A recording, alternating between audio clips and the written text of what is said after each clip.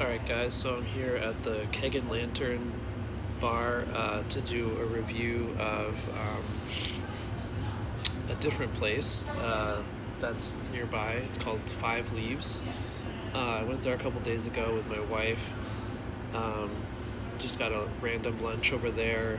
It was really nice because we've been actually meaning to try it for like many years. We just always just walk right by it, and it was never the right time to go, or we just always had a reason not to try it, but we finally tried it, and it was awesome. I really loved it. Everyone was so friendly there. The service was really good.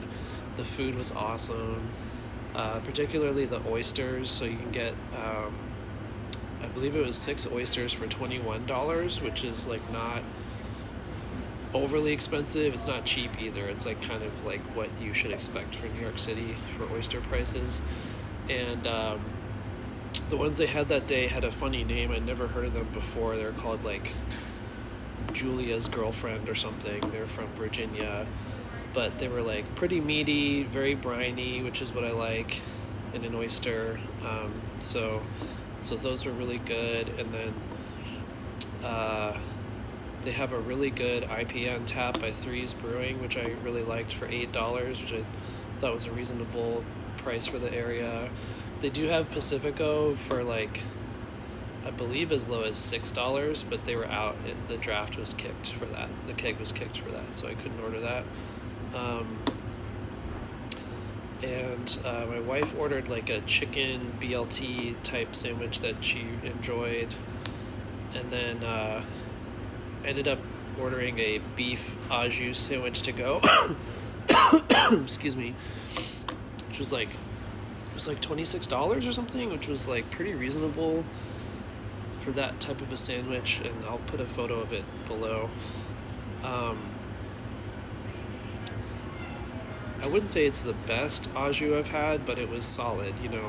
I think my criticisms of it would be it wasn't quite salty enough for what I like in an au jus. And the broth that they gave you, it wasn't really like the normal au jus that you would get. The sauce, it was more of like a light beef stock broth, which is fine, but when I'm thinking about au jus, I'm expecting that like thick brown, more of like almost like a gravy that you're dipping the sandwich in.